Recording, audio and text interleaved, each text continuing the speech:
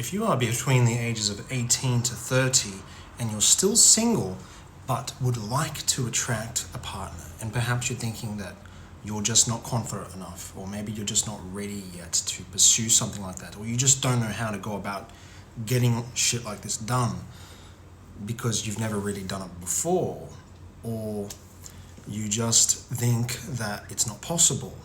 You have no idea how you're supposed to get this done. And I just wanted to make a quick video because I just really felt like it, and just to help you get into that zone where you can enter into a relationship. Hi, my name is Jenna Vitalovite, and I am a relationship coach, mentor, sort of sifting around to try and figure out who exactly I'm trying to help out.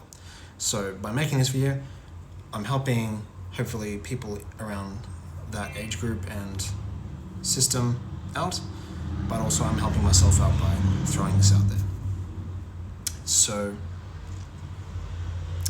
and the reason I bring that up is because if you needed a plumber to come to your house and fix your overclogged toilet, it's literally pouring out feces, you'd be begging for, that plumber to come out and help you fix that problem. And I'm hoping to become somewhat the plumber, you could say, to help you remove that problem that you're facing.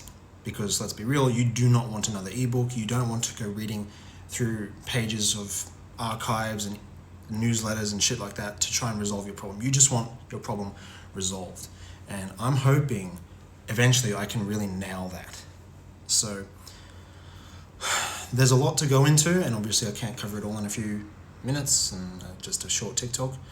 But I've spoken to my own siblings who struggle with the same problem, because I was able to enter into relationships in the past. I've been able to do it. Back then, even like for a long time, I didn't really have a lot of tools on me to really help me do it. I just sort of did it. I just sort of entered into certain relationships, whether they ended well, whether they didn't. They actually went on to a lot longer than others. It didn't really matter. I was able to enter into relationships. And so when I was speaking to my own siblings about this, what I found, there was a common denominator between all my siblings who have never been in a relationship before, because they'd all like one, but they're not sure how to do it, right? There's so many different underlying issues. You yourself might be facing underlying issues. The common denominator that I found, a little bit by accident, but it makes complete sense, is the whole reason you are suffering with your problem, in a sense, is because that's the image you paint in your mind. So really, this isn't a problem about being single. It's not really a problem about, even if you have a partner, your partner's doing all these different problems, they've got issues. Even if you have a partner, they've got issues. Our problem is mental. And you have this image.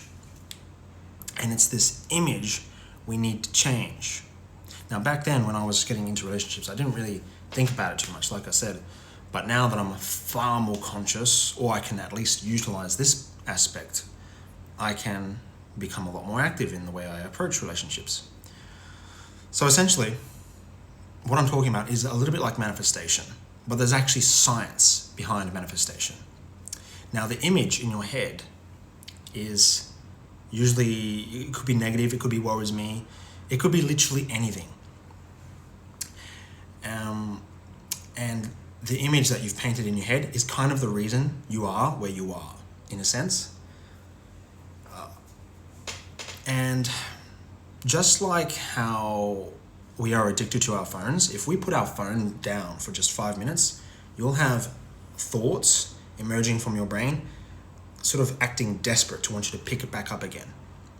Just like being addicted to the phone, your brain is also very addicted to the image that you play out in your head. This is especially true if you've had some type of conflict. Your brain will keep on trying to arise the conflict. It will keep on replaying the conflict. You'll keep on playing the idea that, I don't know what to do. That's very addicting. I don't know what to say. That's also very addicting. I can't get into a relationship right now. That's very addicting. All these little stories and little beliefs that you have in your head, they're all addicting. And if you try to put them down, your brain's going to keep on forcing itself to come back up with these. So the reason the brain keeps on trying to kind of fight against you in a sense is because we are fighting against the laws of nature in a little bit. Everything works in cycles like this. If you try and, at no point can you actually ever escape a cycle. It's not possible to escape. But what you can do is change the cycle. And usually the cycle develops over time. So sometimes things in life, they have instant effects. Sometimes things have more gradual effects. For example, sugar, you eat lots of sugar over time, eventually you'll get cancer. So that's a long-term effect. And the opposite is true if you eat celery every day. If you punch a wall, the instant effect will be like you get hurt and you might break a bone or something. So there's instant and long-term effects. So you just have to kind of know the difference there. When it comes to the cycles and when it comes to the relationship settings, sometimes these work faster than others. It depends on what cards you have and things like this of this nature. But you just basically want to replace the image in your head and change it to a new one. And the easiest way to do this is perhaps look at the antithesis of where it is that you're thinking about. So if you think, I'm not very good at flirting, slap yourself in the face and say, no, you are great at flirting. Keep in mind though, this doesn't mean overinflating our ego and our sense of self-importance and pretending to fake it till we make it per se. But it's just telling ourselves the story, because eventually that story that we tell in our head will come into fruition.